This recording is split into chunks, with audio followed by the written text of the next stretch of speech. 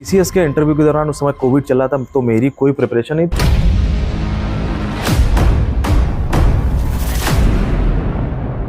PCS के पहले कभी वनडे एग्जाम दिया था क्या? एक बार मैंने एनडीए का एग्जाम। अधिकारी और बड़े ओहदे पर सिर्फ अमीर घरों के बच्चे ही जाते हैं।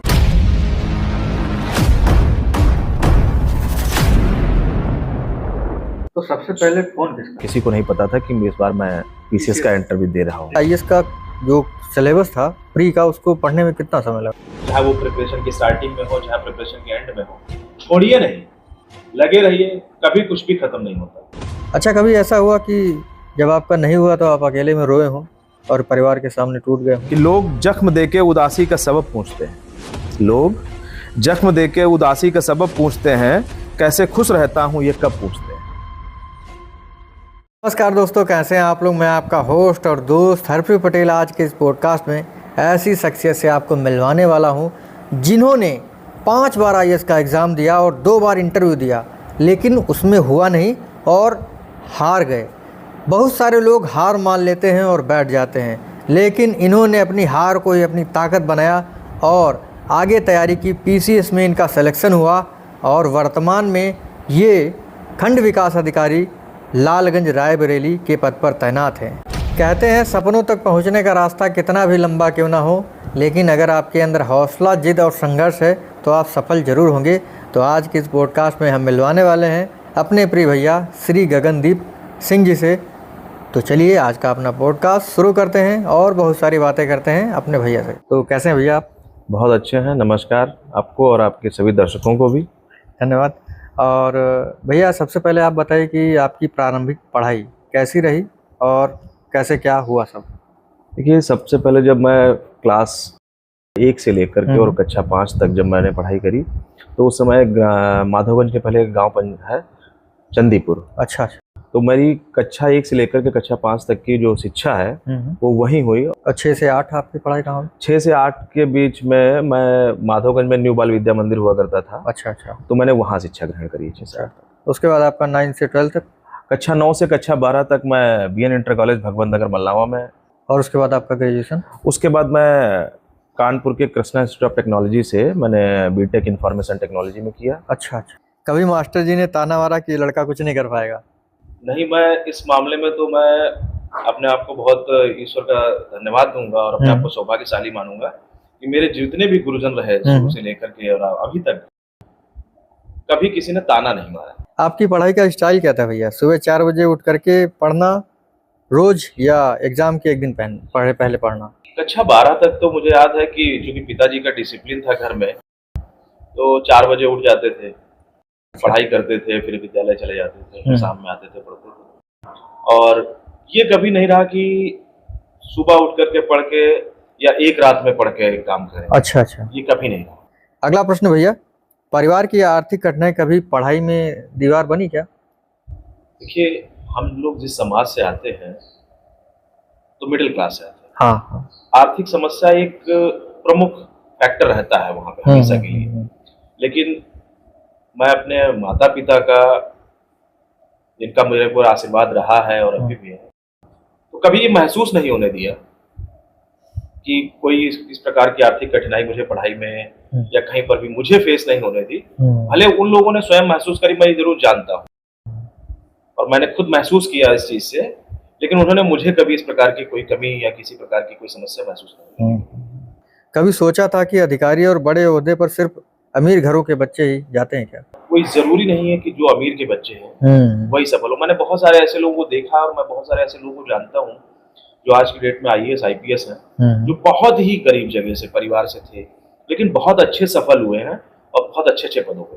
अच्छा, बिल्कुल ये सही बात है कि जो आर्थिक स्थिति होती है वो कभी भी बाधा नहीं बनती है। अगर आपने ठान लिया है कि आपको अधिकारी बनना है, कुछ भी बनना है, तो आप बनेंगे जरूर। अच्छा भैया, ये अधिकारी बनने की सोच जो है कब से थी? हमेशा से थी या कब, जैसे मन में कब आया कि मुझे अधिकारी बनना? देखिए, अपनी पढ़ाई के दौरान मैं बहुत सारे ऐसे लोगों से मिला, अपने क्षेत्र के बहुत सारे ऐसे हमारे बड़े भाई की तरह हैं और या हमसे सीनियर हैं, मेंटर के तौर पे, तो उन लोगों को देखा, उनसे मिला एक आध बार, तो अपने अंदर भी ये प्रेरणा जागृत हुई कि क्यों ना हम भी बने और हम अपने माता पिता का भी नाम रोशन करें, अपने गांव का भी नाम रोशन करें। और कई लोगों ने उसमें मेरी यहाँ पे ही अपने जो क्षेत्र के हैं आदरणीय हमारे विधायक जी हैं सासू भैया, उनके भाई है छोटे, और पूर्व प्राचार्य बीन इंटर कॉलेज राजाराम कनौजिया जी हैं, उनकी बेटी हैं ज्योत्सना दीदी, उन्होंने भी काफ़ी हेल्प करी मेरी और काफ़ी मोटिवेट किया और मेंटर के तौर पे काम। अच्छा भैया, जो है आपने लगभग अधिकारी बनने का सफर जो है कब से शुरू किया? तो 2013 से लगभग मैंने स्टार्ट किया अपने प्रिपरेशन को कि बनना है कुछ, और मैंने इसके दौरान दिल्ली में जाकर के वहाँ तैयारी शुरू करी और उस तैयारी के दौरान विभिन्न कठिनाइयों का सामना भी किया, क्योंकि एक नए शहर में जाकर के रहना, कभी उसके पहले दिल्ली गया भी नहीं था। मल्लावा से और कानपुर पहुंचा हुआ बच्चा अचानक से दिल्ली पहुंच जाए तो थोड़ी समस्याएं होती है, उस माहौल में एडजस्ट कर पाना। जैसे देखा जाता है लोग जो है किसी बार जो है एक ही टॉपिक पे या एक ही पार्ट पे जुटे रहते हैं, ऐसा करना चाहिए उन्हें, या मतलब पूरा सिलेबस कैसे कवर करना चाहिए उन्हें?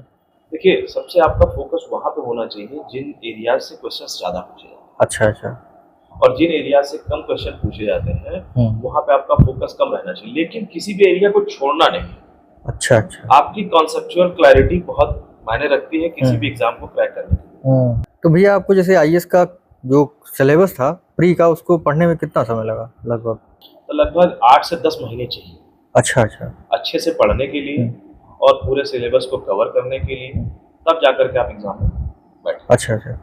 तो आपने जैसे कौन सी बुक्स जो है सब्जेक्ट वाइज कैसे प्रेफर की, कौन सी लगभग? देखिए, जो मैंने अपनी प्रिपरेशन में बुक्स कवर की, जैसे पॉलिटी है, इसको भारतीय राज्य व्यवस्था बोलते हैं, इंडियन पॉलिटी की, एम लक्ष्मीकांत की आती है। अच्छा, वो तो काफी मोटी है। अच्छी बुक है, आप पढ़िए, बहुत अच्छी बुक है, आपको इतना इंटरेस्ट डेवलप होगा और आपको पता ही नहीं चलेगा कि ये मोटी मोटी किताबें आपने कब खत्म कर। अच्छा। उसके अलावा जैसे इकोनॉमी है, अर्थव्यवस्था से, तो उसमें रमेश सिंह की एक बुक आती है, अच्छा, इंडियन इकोनॉमी करके, वो पढ़िए। उसके अलावा जैसे हिस्ट्री के लिए है एनसीईआरटीज पढ़े, बेसिक वैसे एनसीईआरटीज आपको सबकी पढ़नी। अच्छा।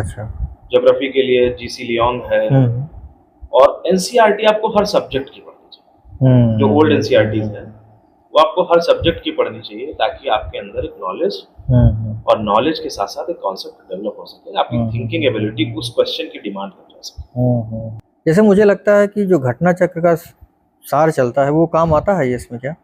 देखिए, आईएएस के एग्जाम में, जो यूपीएससी का एग्जाम है, सिविल सर्विसेज एग्जामिनेशन, उसमें मुझे नहीं लगता ये किसी प्रकार से काम करती है। अच्छा। ये आपके पीसीएस में काम करती थी पहले, जब हम लोग प्रिपरेशन करते थे, जो हम लोगों से सीनियर लोग थे वो बताते थे, लेकिन मुझे ऐसा लगा नहीं। बुक है, नॉलेज तो होगा ही, नो डाउट, क्योंकि अब कोई पुस्तक लिखी गई है तो उसमें भी नॉलेज है और उसमें से भी आपको कंटेंट मिलेगा, ऐसा नहीं है। लेकिन केवल इस पर डिपेंडेंट रहना और केवल इसके थ्रू एग्जाम क्रैक करना मुझे थोड़ा सा पहली बार जब आईएएस का पेपर देने गए तो कैसा लगा? अनसर्टेनिटी रहती है और एक अलग ही जोश होता है उसमें, लेकिन कहीं ना कहीं डर भी रहता है, यार एग्जाम दे रहे हैं, कैसा होगा पहली बार, तो वो जो अनुभव होता है वो एकदम बिल्कुल यूनिक होता है। आपके अंदर डर भी है और डर नहीं भी है, आपके अंदर टेंशन है भी और टेंशन नहीं भी है। तो इस प्रकार की चीजों के बीच में वो झूलता रहता है वो पहला। अच्छा। और बहुत यूनिक होता है और उसका अनुभव सबसे हर अटेम्प्ट से अलग होता है। तो पहला अटेम्प्ट आपका कब था? 2014 में प्रीलिम्स दिया। हाँ, फिर उस बार प्रीलिम्स से क्वालिफाई हो गया, तो उसके बाद मेंस लिखा। अच्छा। और मेंस के बाद मेरा क्वालिफाई नहीं हो।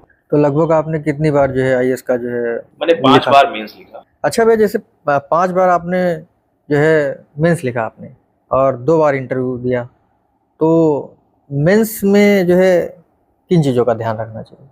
देखिए, मेंस में सबसे पहली चीज़ है कि आपकी आंसर राइटिंग एबिलिटी अच्छी है। अच्छा। क्वेश्चन की डिमांड को समझना पड़ेगा कि अब कई बार मैंने देखा है कि हम लोग क्वेश्चन को समझ नहीं पाते। क्वेश्चन पूछा कुछ जा रहा है और किसी दूसरी दिशा में लिख रहे हैं, तो ये चीज नहीं होनी चाहिए। क्वेश्चन क्या पूछा जा रहा है उस पर आप क्रिस्प और कमांड नॉलेज, आपको उस पे कोर नॉलेज लिखनी है, उसके प्रोस्पेक्टिव्स लिखने हैं, जो पूछा जा रहा है वही चीज। अगर वो निगेटिव एस्पेक्ट में पूछा जा रहा है तो आप निगेटिव पूछते हुए पॉजिटिव पे आएंगे, और इलेबोरेशन वे में पूछा जा रहा है तो इलेबोरेट करेंगे उसको जैसे पूछा जा रहा है, डिमांड के अकॉर्डिंग क्वेश्चन। अच्छा। सबसे पहले आपको समझना जरूरी है कि क्वेश्चन पूछ क्या रहा है और उसी उसमें लिखें, और आपकी राइटिंग स्पीड अच्छी होनी चाहिए ताकि आप पेपर को जो टाइम के दौरान उसको कंप्लीट करें। जैसे भैया इस बीच में आपका जो ये हुआ नहीं होगा, कभी कभी ये एग्जाम में नहीं हुआ तो उसको आपने टैकल कैसे किया? 2014 में मैंने मेंस लिखा, 2015 में मेंस लिखा, अच्छा। पहले दोनों अटेम्प्ट। जब 2016 का अटेम्प्ट आया तो मेरा प्रीलिम्स ही नहीं हुआ, तो आप समझ सकते हो पहले 2 अटेम्प्ट में मेंस लिखने के बाद में आपका 2016 में। और मुझे लगता है कि मेरे जितने मैंने अटेम्प्ट्स दिए उनमें सबसे पेपर आसान था 2016 का, फिर भी मेरा प्रीलिम्स नहीं हुआ। अच्छा। तो एक सेटबैक लगता है कि यार एक कौन सी गलती हो गई, क्या हुआ, थोड़ा सा डिप्रेसिव फीलिंग्स आती हैं। बट एनी हाउ हमको उस चीज से निकल करके बाहर आना है ताकि हम अगली एग्जाम के लिए, अगली बार के लिए प्रिपेयर हो सके, और किसी चीज में ऊब करके नहीं बैठना चाहिए। आप नहीं निकलेंगे तो आप जो जो प्रिपेयर कर चुके हैं, जहां तक आपने तैयारी कर ली है, जहां तक की लड़ाई आप लड़ चुके हैं, फिर वो भी हारें। तो आपने पहली बार इंटरव्यू काल कब आई? 2018 में आई थी। और दूसरी बार एग्जाम ईयर तो पहली बार आई 2017 के एग्जाम ईयर, 2018 में इंटरव्यू। अच्छा अच्छा अच्छा। दूसरी बार आई एग्जाम ईयर 2018 और ईयर 2019 आईएएस की। हाँ। आपने इंटरव्यू की तैयारी कैसे करी? वही कोचिंग इंस्टीट्यूट्स है, प्रिपरेशन कराते हैं, कुछ अन्य संस्थाएं थी जहाँ पे कुछ मॉक इंटरव्यूज दिए। अच्छा अच्छा। धीरे धीरे सीखा। पहले अटेम्प्ट होता है तो आपके पास बहुत सारे चैलेंजेस होते हैं कि उठना बैठना सीखना है, बोलना सीखना है, हेजिटेशन रहता है, कम्युनिकेशन स्किल्स का गैप रहता है, उन चीजों पे इम्प्रूव करना होता है। बाकी आपके नॉलेज को भी आपको रिफाइन करना है, सारी चीजें। इस प्रकार से काफी सारी कोचिंग संस्थाएं हैं जो प्रिपरेशन कराती हैं, अन्य संस्थाएं भी हैं, तो उनसे प्रिपरेशन किया, मॉक इंटरव्यूज दिए। अच्छा। तो वहाँ काफी कुछ जो कमियां लग रही थी वो बताते हैं आपको, आप सीखते हो। तो आपने कुछ नोटिस कर पाया कि इंटरव्यू जो है, मतलब इंटरव्यू में क्या कमी रही? आपने स्वयं से कुछ नोटिस किया? हाँ, पता तो चलता है बाद में, जब आप धीरे धीरे आते हो इस चीज में, तो लगता है कि कहीं ना कहीं कमी रह गई। और वो कमी या तो आपके किसी सवाल के जवाब में रह गई, जो आपका पर्सनालिटी टेस्ट है वो कहीं ना कहीं पे वीक रह गया। जैसे अच्छा। आपसे कोई सवाल पूछा गया, उन्होंने आप उसका अच्छा उत्तर नहीं दे पाए। कुछ सवाल बताएंगे आपसे क्या पूछे गए, याद है आपको? उस दौरान देखिए, जब पहले पूछा गया तो उसमें इंटरनेशनल रिलेशन से सवाल पूछा गया, एक चाइना और पाकिस्तान के उस समय जो अच्छा अच्छा। उस चीज को लेकर पूछा गया। कल्चर को लेकर पूछा गया, जैसे टेंजिबल इंटेंजिबल कल्चरल हेरिटेज जो होती है, अच्छा अच्छा, उनसे चीजें पूछी गई। और उस दौरान क्योंकि शिक्षक था, मैंने ये मेंशन कर रखा था अपने डिटेल्ड एप्लीकेशन फॉर्म में, तो उस चीज से सवाल पूछा गया। तो मुझे लगा कि जो मेरा एनालिसिस रहा कि मैं कहाँ पे मेरी वीकनेस रह गई, तो मैं आपको बताता हूँ। तो उन्होंने मुझसे पूछा था कि आप एक शिक्षक हैं और आपका कोई पसंदीदा विद्यार्थी है क्या स्कूल में? अच्छा अच्छा। तो मैंने बताया उनको कि हाँ। तो उन्होंने पूछा क्यों ऐसा, क्यों है कि वो आपका फेवरेट स्टूडेंट है? तो हमने उसको बताया कि मतलब इंटरव्यू पैनल में जो हमारे महोदय थे उनको बताया कि इस वजह से उसने काफी सुधार किया है अपनी गुणवत्ता में और तरीकों में, पढ़ाई में, शिक्षा में। तो जब बाद में उस चीज को जब नहीं हुआ तो उस चीज को मैंने रियलाइज किया बाद में। तो बाद में रियलाइज होने के किया तो मुझे पता चला कि शायद मेरा वो सवाल का जवाब गलत था, क्योंकि आप एक शिक्षक हैं और आपका कोई फेवरेट स्टूडेंट कैसे हो सकता है? आपके तो सभी फेवरेट स्टूडेंट हैं, आपके लिए सब समान है। क्योंकि अगर आपके लिए कोई फेवरेट हो गया तो इसका मतलब है आप पक्षपात कर रहे हैं। तो मुझे जो लगा, नहीं बिल्कुल सही आपने जज किया। ये पहले इंटरव्यू के बाद दूसरे इंटरव्यू, पहले इंटरव्यू का कुछ याद? पहले इंटरव्यू में तो काफी सवाल थे, बहुत ज्यादा याद तो नहीं अब समय में। लेकिन मजाकिया सवाल? उस समय मैं प्रिपेयर नहीं था, कभी मुझसे कोई मजाकिया सवाल। अच्छा, सब सीरियस? पर्सनालिटी रिलेटेड, जैसे देखिए पीसीएस और जो आईएएस का, सिविल सर्विसेज का जो इंटरव्यू होता है, वहाँ पे यहाँ पे क्वेश्चंस पूछते हैं, वहाँ क्वेश्चंस डायरेक्टली नहीं पूछते। अच्छा अच्छा। वो आपका माइंडसेट जज करते हैं, आपकी पर्सनालिटी को जज करते हैं, आपका ओवरऑल देखना चाहते हैं कि एडमिनिस्ट्रेशन को लेकर के क्या व्यू है, आप कैसे चीजों को करेंगे। तैयारी भी कर रहे हैं और शिक्षक भी बन गए, ऐसा दौर कैसे शुरू हुआ? जब 2016 में मेरा प्रीलिम्स ही नहीं हुआ तो उस समय वैकेंसीज आई हुई थी। अच्छा अच्छा। टीचर्स फॉर्म भर दिया तो उस वैकेंसीज में हो गया। अच्छा अच्छा। पोस्टिंग हो गई। फिर जब आईएएस के इंटरव्यू दिए आपने, उसके बाद आपका हुआ नहीं, तो फिर आपने क्या सोचा मुझे क्या करना? देखिए, जब आप इंटरव्यू दे के निकलते हैं बाहर और इंटरव्यू मतलब देने जाते हैं या इंटरव्यू का कॉल आता है आपका, तो आपका एक पैर अंदर होता है और एक पैर बाहर होता है। तो आप अगर फाइनल सिलेक्शन हो गया तो आप जो एस्टीम्ड सर्विसेज है उनमें से कोई एक मिल जाएगा और आपका जीवन बहुत अच्छे से समझ जाता है। और आप अगर नहीं सेलेक्ट हुए तो आपको फिर से उस प्रोसेस को पूरी तरह से फिर से स्टार्ट करना है।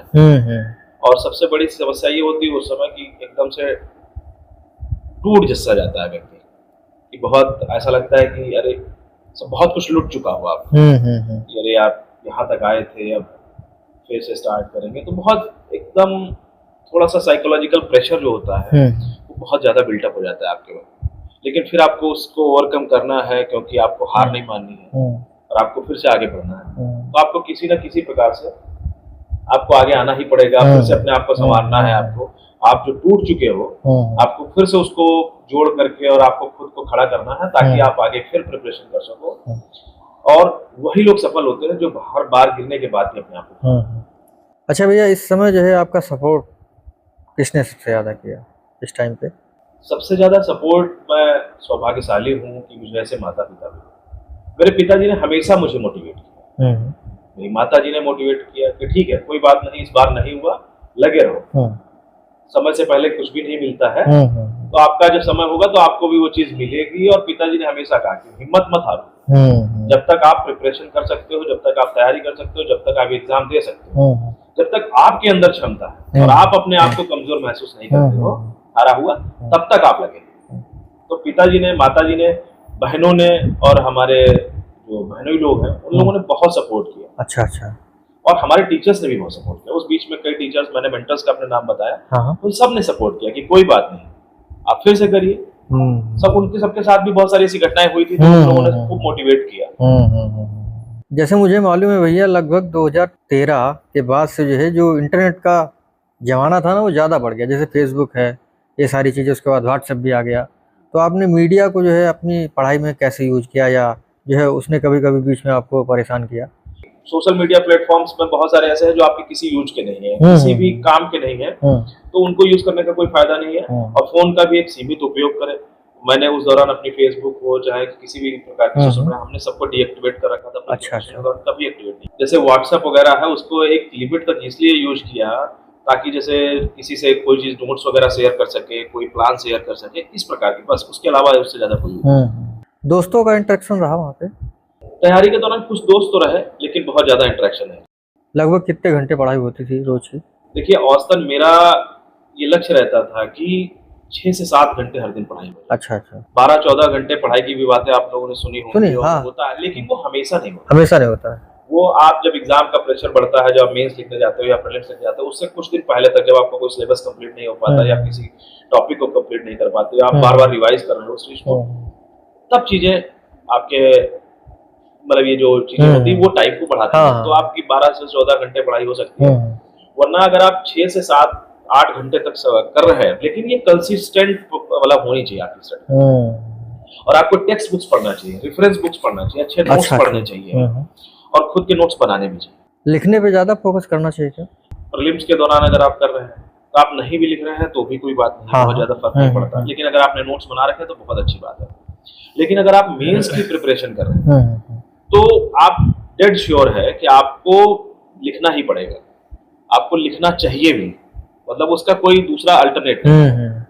जैसे भैया, हर किसी का जो एक फेवरेट सब्जेक्ट होता है और किसी किसी सब्जेक्ट से डर लगता है, तो दोनों बताएं, फेवरेट कौन सा था और डर किससे लगता था? देखिए, जैसे पॉलिटी है, इकोनॉमी है, इंटरनेशनल रिलेशंस थे जो मेरे प्रिपरेशन के दौरान, ये मेरे फेवरेट सब्जेक्ट्स थे। अच्छा अच्छा। पब्लिक एडमिनिस्ट्रेशन मेरा ऑप्शनल था, फेवरेट सब्जेक्ट था। लेकिन मुझे थोड़ा सा ज्योग्राफी से डर लगता है। अच्छा अच्छा। या एंशिएंट हिस्ट्री से मुझे थोड़ा सा डर लगता है। आपका आदर्श शिक्षक इस दौरान कौन रहा?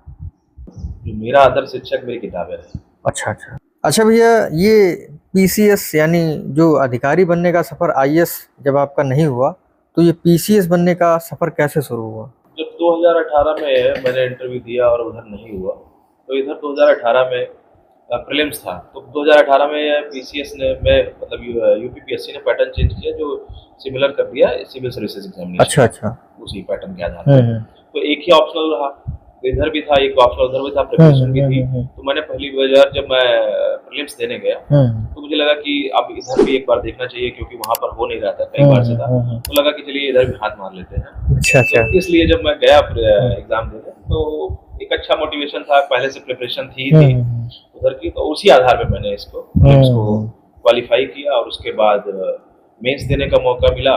तो उधर जब हुआ नहीं था तो ये किया था कि इधर एक अपॉर्चुनिटी है तो क्यों ना पहले इस अपॉर्चुनिटी को ग्रैब किया जाए, क्योंकि जो आपके हाथ में है, जो आपके करीब है, सबसे पहले आपको कोशिश करनी चाहिए कि उस चीज को आपके मुट्ठी में होना चाहिए। तो फिर मेंस लिखा, मेंस के दौरान उसके बाद रिजल्ट आया जब काफी समय बाद, तो पता चला कि मेंस हो गया है, इंटरव्यू कॉल भी है। अच्छा, जैसे भैया आईएएस की आप तैयारी कर रहे थे तो पीसीएस की तैयारी करने के लिए आप क्या किया, कुछ बुक्स प्रेफर करी या उसी से ही हो गया आपका? नहीं, मैंने कोई स्पेसिफिक अलग से कोई बुक्स नहीं प्रेफर करी। जो सब्जेक्ट सिमिलर थे मैंने वही सिमिलर प्रिपरेशन जारी रखी। जो जैसे उस समय हिंदी हुआ करता था, अच्छा। तो यहाँ पे हिंदी के लिए मैंने पढ़ाई करी है और टेक्स्ट लिया, टेक्स्ट बुक्स ली वहाँ पे और कुछ टेस्ट सीरीज लिया और उसको ताकि प्रैक्टिस में आ जाए और अच्छी कमांड हो सके, क्योंकि आपका वो नॉलेज तो जो मार्क्स होते हैं उसके ऐड होते हैं और उस समय जो पैटर्न था उसमें हिसाब से ऐड हुआ करते थे। अब मुझे करंट पैटर्न मुझे अभी ज्यादा नॉलेज नहीं है कि एग्जैक्ट क्या पैटर्न है, तो उस समय जो मार्क्स ऐड होते थे, इसलिए मैंने हिंदी फोकस किया कि अच्छा स्कोरिंग है और कमांड भी है और क्यों ना इससे अच्छे पेपर को कंप्लीट करके और आप अच्छे स्कोर्स में करते। अच्छा अच्छा, तो भैया कभी कभी जब आप पढ़ते होंगे तो बैठे बैठे कुर्सी पे ही अधिकारी बन जाते होंगे, ऐसा कभी आता था? तो उस सपने को फील करना बहुत जरूरी है, क्योंकि यही आपका इनर मोटिवेशन है। बाहर के मोटिवेशन और इंस्पिरेशंस तो थोड़ी देर के लिए डल हो सकते हैं, एक लेवल के बाद वो कम पड़ सकते हैं, फीके पड़ सकते हैं, लेकिन जो आपके अंदर का जो मोटिवेशन है, जो इंस्पिरेशन है, वो आपको लंबे समय तक, लॉन्ग टर्म तक आपके अंदर उस मोटिवेशन को, उस जो बनने के लिए निकले हैं उस कला को और उस पद को आपके अंदर जीवित रखेगा। अच्छा भैया, सबसे ज्यादा मदद जो है इस तैयारी के दौरान किससे मिली? जैसे होता है कि हम अपने दोस्त की किताब पढ़ लें या किसी शिक्षक से पूछ लें या ऑनलाइन या ऑफलाइन, सबसे ज्यादा मदद जो है आपको किससे मिली? देखिए, आपको कई रिसोर्सेज से हेल्प मिल जाती है। जैसे आप अपने खुद के नोट्स बनाते हैं और आप समय समय पर उन नोट्स को अपडेट भी करते हैं। दूसरा चीज है कि आपके किसी दोस्त ने हो सकता है कोई अच्छे नोट्स बनाए हो, आप उनको भी ले लीजिए। लेकिन सबसे ज्यादा होता क्या है कि जब भी आप किसी की नोट्स लें या कहीं से भी कंटेंट आप निकाल रहे हैं, तो उस कंटेंट को भी आप स्वतः अपने नोट्स में परिवर्तित करें। मुझे लगता है क्योंकि आप जब अपने नोट्स में परिवर्तित करेंगे तो उसकी एक समझ और जो उसका नॉलेज होता है आपके अंदर कुछ ना कुछ अंश उसका उसी समय जाता है और धीरे धीरे वो आपके नेचर में आ जाती है। क्योंकि दूसरे की चीजों को समझना थोड़ा टफ होता है, बजाय अपनी चीजें जो होती है ना वो बहुत इजीली समझ में आ जाती है। तो इसलिए बहुत सारे हेल्पफुल थे। कुछ ऑनलाइन कंटेंट्स भी थे, जब कभी कुछ चीजें नहीं समझ में आती थी तो तैयारी के दौरान में तो जब जाता था कुछ टीचर्स थे तो वो लोग डाउट क्लियर करते। अच्छा अच्छा, मतलब लगभग सभी लोगों ने हेल्प की है आपकी। अच्छा, ये एक चीज होती है कि सबसे ज्यादा डर लगता है लोगों को करंट अफेयर से, सोचते हैं ये कहाँ से इतना 12 महीने पढ़ के जो है कैसे करे, इसको कैसे जो है टैकल करना चाहिए? देखिए, करंट अफेयर्स के लिए सबसे बेहतर होता है कि आप न्यूज़पेपर पढ़ लो, अच्छे न्यूज़पेपर। दूसरा चीज होता है कि जो एडिटोरियल्स वगैरह हैं, संपादकीय है, वो भी पढ़ेंगे तो उनसे एक अच्छा नॉलेज कैरेक्टर डेवलप होता है, वो मेंस में हेल्प करता है। और जो आप डे बाय डे की आप उसको एक नोट्स भी बनाते रहे थोड़ा सा। अब आप ये नहीं है कि आप पूरा अखबार लिए सुबह शाम तक अखबार, 1.5 से 2 घंटे आप अखबार को दीजिए मैक्सिमम। अच्छा, और उसके दौरान जो मोटी मोटी चीजें निकल के आ रही हैं वो 1 और आधे पेज का अच्छा नोट्स उसका बना लीजिए। उसके बाद मंथली मैगजीन्स आती हैं, कोई कोचिंग वाले कई इंस्टीट्यूट्स मैगजीन्स में निकालते हैं, आप उसको पढ़ करिए। इसको बहुत ज्यादा ओवर थिंक करने की जरूरत नहीं है कि करंट अफेयर्स अगर आप रेगुलर वे में आप इसको रूटीन वे में पढ़ रहे हैं तो मुझे नहीं लगता कि ऐसा कोई बहुत बड़ा इसमें इश्यू आता है। अच्छा भैया, आपने इस बीच आईएएस के और पीसीएस के पहले कभी वनडे एग्जाम दिया था क्या? बैंक का एक बार पीओ का मुझे याद है, एसबीआई के पीओ का एग्जाम दिया था और एक बार मैंने एनडीए का एग्जाम दिया। अच्छा अच्छा अच्छा, दोनों में नहीं हुआ था। अच्छा, दोनों में नहीं हुआ क्योंकि एसबीआई के पीओ एग्जाम में मेरी गलती थी, मुझे पता नहीं था कि सेक्शनल मार्क्स होते हैं, तो मैंने तरफ से वो उस समय जानकारी भी नहीं थी और उसके अलावा मैंने कोई एग्जाम। तो जब पहली बार आपका रिजल्ट नहीं आया, यानी आपका नहीं हुआ, तो आपको कैसा लगा? उस समय तो बहुत ज्यादा खराब लगा कि प्रीलिम्स ना होना, जिसको आप लगातार अपने पहले 2 प्रयासों से ही आप निकालते आ रहे हैं और उस बार प्रीलिम्स ना निकलना वो एक प्रकार से अवसाद में जाने वाली स्थिति हो जाती है कि प्रीलिम्स नहीं हो। लेकिन बाद में ये चीजें अपने आप खुद में स्वीकार करनी पड़ती, कहीं ना कहीं कमी रह गई, इस कमी की वजह से नहीं हुआ और उन कमियों को हम फिर से सुधारेंगे और दुरुस्त करेंगे और उन कमियों को दुरुस्त किया, फिर अगली बार से फिर प्रीलिम्स निकाला और मेंस निकाला। अच्छा, कभी ऐसा हुआ कि जब आपका नहीं हुआ तो आप अकेले में रोए हों और परिवार के सामने टूट गए हों? देखिए, ऐसा बहुत बार होता है एक बार नहीं होता। जब आप प्रिपरेशन करते हैं और रोए नहीं तो फिर प्रिपरेशन का कोई मजा नहीं। क्योंकि मुझे लगता है मैं ही नहीं, जितने भी लोग हैं, चाहे कोई जरूरी नहीं कि वो पीसीएस ही हो या वो कोई आईएएस ही हो, किसी भी तैयारी जिस भी नौकरी को आप चाह रखते हैं, जो भी कुछ बनना चाहते हैं, तो उस तैयारी के दौरान बहुत बार आदमी टूटता है, बिखरता है और रोता भी। अच्छा भैया, समाज और रिश्तेदारों का दबाव कैसे झेला? ये आप तैयारी कर रहे हैं, हो नहीं रहा है, तो फिर कैसे आपने उसको जो है फेस किया? इसमें बहुत सारे अच्छे लोग भी हैं उस समाज के हिस्से में जो आपको मोटिवेट भी करेंगे, और रिश्तेदार में भी वही मिलेंगे। लेकिन जो ज्यादातर लोग होते हैं वो क्रिटिसाइज करने वाले, कंपेयर करने वाले होते हैं। जब आपका एक बार रिजल्ट नहीं मिलेगा तो आपको सुनने को मिलेगा, अरे किसी का वहाँ इस पद पे हो गया, अच्छे पद पे, और आप कुछ नहीं हुआ। तो कई बार वो ये जताना चाहते हैं कि आपका कुछ नहीं हो रहा है और सब लोग दुनिया में हो जा रहे हैं, सेलेक्ट हो रहे हैं, सेटल हो रहे हैं। तो ये सब चीजों को मायने नहीं रखना चाहिए, आपको खुद से अलग कर लेना चाहिए खुद को। और समाज और ये आपकी प्रिपरेशन में सहायक नहीं होते हैं। तो सहायक जब नहीं है तो कहीं ना कहीं इनका निगेटिव इफेक्ट आपके ऊपर नहीं आना चाहिए। जो भी आना चाहिए वो पॉजिटिव इफेक्ट आना चाहिए। जो पॉजिटिव लोग हैं उन्हीं से आप इंटरेक्ट करिए। अच्छा, कभी ऐसा लगा कि अब सब खत्म हो गया है, अब और नहीं होगा? हाँ, जब लास्ट में इंटरव्यू दिया, जब नहीं हुआ, तब एक बार लगा, लेकिन फिर उस रात में तो लगा, लेकिन अगली सुबह फिर लगा कि अभी बहुत कुछ बाकी है। जब यहाँ तक पहुंचे हैं तो और आगे तक भी जाएंगे, कुछ ना कुछ अच्छा लिखा होगा। लेकिन जब आपका पहली बार फाइनल सिलेक्शन हुआ, वो भी वीडियो के पर पे, तो सबसे पहले फोन किसका है?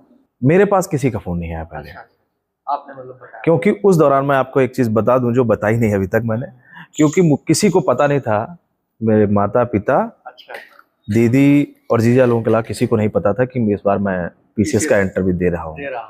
क्योंकि उसके पहले असफल होने के धक्के जो है मैंने खाए हुए थे, तो इसलिए ये पता इस बार किसी को नहीं पता था कि ऐसा कोई इंटरव्यू देने जा रहा हूँ या दिया है मैंने। तो मैंने पहला फोन अपने पिताजी को किया। अच्छा। उनको बताया, फिर माताजी भी वहीं थी। मैं उस समय दीदी के घर पे लखनऊ में था। अच्छा भैया, वही लोग जो कहते थे कि तुमसे नहीं होगा, उनके चेहरे याद है आपको जो आपका हो गया? बिल्कुल क्लियर कट याद है। हालांकि बहुत सारे ऐसे लोग नहीं रहे मेरे जीवन में कि जिन्होंने ये कहा हो कि इनका नहीं होगा, लेकिन एक दो चेहरे हैं जो बहुत ही करीबी हैं। देखिए, बाहर वालों से मैंने बताया ना कि जो आपसे दूर हैं या बाहर के हैं उनसे बहुत ज्यादा फर्क नहीं पड़ता, मायने भी नहीं रखना चाहिए उनसे। लेकिन जो आपके क्लोज हैं, परिवार का या नियर अबाउट परिवार का हिस्सा है, अगर वहां से आपके ऊपर कोई कमेंट करता है तो उनका चेहरा हमेशा याद भी रखना चाहिए, ताकि आप कुछ ना कुछ बन करके उनको जवाब दे सकें इस चीज के बारे में कि जो आपने कहा था वो हमेशा सत्य नहीं हो सकता। समय भले ही लगता है लेकिन चीजें बदलती हैं, और उनके चेहरे पे वो भाव देखने को मिलेगा। जब आप सेलेक्ट हो जाओगे तो वो कुंठा का भाव उनके चेहरे पे कहीं ना कहीं अंदर रहता है, सामने वाले के अंदर दिख जाएगा जिसने आप पे कमेंट किया है कभी भी गलत। पिताजी का और माताजी का रिएक्शन क्या था? जो मुझे लगता है कि जो मेरे भाव थे और जो मेरे उद्गार थे, कहीं ना कहीं उससे ज्यादा उन लोगों के अंदर वो भावनाएं, वो उद्गार था। और बाकी मेरे समक्ष तो बहुत ही शांत उनका स्वभाव रहा है, लेकिन कहीं ना कहीं मुझे वो चीज़ महसूस होती है, क्योंकि मैं भी उनका ही बेटा हूँ, तो ये चीज़ परिलक्षित हो जाती है अपने माँ बाप के अंदर कि अंदर से उनको बहुत खुशी थी। अच्छा भैया, जैसे मैंने आईएएस के इंटरव्यू की बात की, पीसीएस के इंटरव्यू के लिए आपने क्या तैयारी है? देखिए, पीसीएस के इंटरव्यू के दौरान उस समय कोविड चल रहा था, तो मेरी कोई प्रिपरेशन नहीं थी। जो मेरे पूर्व इंटरव्यूज थे उन्हीं का अनुभव था, उन्हीं के अनुभवों के आधार पर मैं गया था देने के लिए। बाकी एक चीज़ ज़रूर मैं ऐड करना चाहता हूँ, जो आजकल लोग प्रिपरेशन करते हैं। देखिए, बहुत सारे मार्केट है ये कंपटीशन की और प्रिपरेशन की, तो यहाँ बहुत सारे कोचिंग वाले, बहुत सारी संस्थाएं हैं जो इंटरव्यूज कराती हैं, तो सही चुने उनमें से। और बहुत ज़्यादा पेन लेने की ज़रूरत नहीं। हो सकता है यहाँ पे आपके मॉक इंटरव्यूज खराब हो रहे हों, लेकिन आप जब असली इंटरव्यू में जाएं तो बहुत ही अच्छा इंटरव्यू हो आपका। तो यहाँ बाहर के अनुभव से और अंदर के अनुभव में बहुत सारी भिन्नताएं होती हैं। बाहर तो आपको बहुत सारी चीज़ें बताई जाएंगी, लेकिन अंदर जो बैठे हुए लोग होते हैं बहुत शांत स्वभाव के होते हैं, बहुत अच्छे लोग होते हैं, और आपको किसी चीज़ के लिए मुझे नहीं लगता कि आपको प्रेशराइज करते हैं या परेशान करेंगे वो। अच्छा भैया, आपको टाइम मिल जाता है, आप तो अधिकारी हैं, फिर कविताएं करने का टाइम आपको कहाँ से मिल जाता है? तो होता क्या है कि आपको वो चीज़ें याद रहती है, संघर्ष के दिन, कैसे कैसे आप टूटे बिखरे, कैसे आपने अपने आप को मोटिवेट किया, कैसे आपने सुधार किया। तो यही भावनाएं होती है। तो मैं उन्हीं भावनाओं को या लोगों के लिए इंस्पिरेशनल क्या लिख सकता हूँ, उन्हीं को मैं कभी कभी जो अपने मन में भाव आते हैं, उद्गार उठते हैं, मैंने उनको अक्षरों के रूप में कभी कभार लिख लेता हूँ। पहली लाइनें लिखी होंगी आपने, कुछ याद है? तो वही लिखा था मैंने कि पहले की सफलता ही मिला देती है, न जाने कितने ही हमज़बां, वरना मुसाफिरों का कोई हमराह नहीं होता। वाह, बहुत अच्छी लाइन। आपकी कविताओं में संघर्ष और समाज की झलक मिलती है, ये सोचा समझा है, दिल से निकलती है। जब चीज़ों को सोचा और जब चीज़ों को समझा तो वही चीज़ें दिल में आती हैं और वही चीज़ें दिल से निकलती हैं। बाकी चीज़ें तो बनावटी हो सकती हैं, लेकिन मुझे नहीं लगता कि किसी के जो भाव हो सकते हैं, जो आपने अपने अंतर्मन से लिखी हुई है, वो चीज़ें बनावटी नहीं हो सकती। पहली बार जब आपने कविता की और आपको जो है तालियां मिली, तो आपको दिल में कैसा लगा? बेसिक तौर पे तो मैं अपने लिए ही लिखता हूँ, और अभी तो यूट्यूब चैनल के माध्यम से उनको कभी कभी फेसबुक पे या अपने चैनल पे डाल देता हूँ छोटी छोटी रिकॉर्डिंग्स करके, क्योंकि लगा कि कहीं ना कहीं मैं रिकॉर्ड करूँ और किसी तक पहुँचे, लोग सुने तो पता चले कि अच्छी लिख रहा हूँ कि ख़राब लिख रहा हूँ, मुझे खुद में सीखने को मिले, और हो सकता है दूसरों के लिए कि कोई उसमें ऐसी बात मिले जो किसी के लिए इंस्पिरेशन बन जाए। आपकी ज़िंदगी की कोई एक कविता जो आपको बार बार ताकत देती है? एक कविता है जो मैंने लिखी थी खुद के इंस्पिरेशन के लिए, वो मैं 4 लाइनें उसकी सुना देता हूँ कि मेरी कहानी में मैं ही राजा हूँ, मैं ही फ़कीर। मेरी कहानी में मैं ही राजा हूँ, मैं ही फ़कीर, सिपाही भी मैं और मैं ही वज़ीर।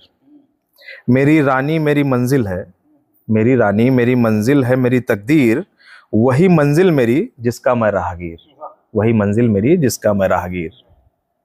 ये मुझे इंस्पिरेशन देती है खुद से कि मैं बार बार जब भी कहीं से सेटबैक मिलता है तो खुद में खड़ा करने की क्षमता दे देती है। अगर आपकी ज़िंदगी पर कोई फिल्म बने तो उसे नाम क्या देना चाहेंगे?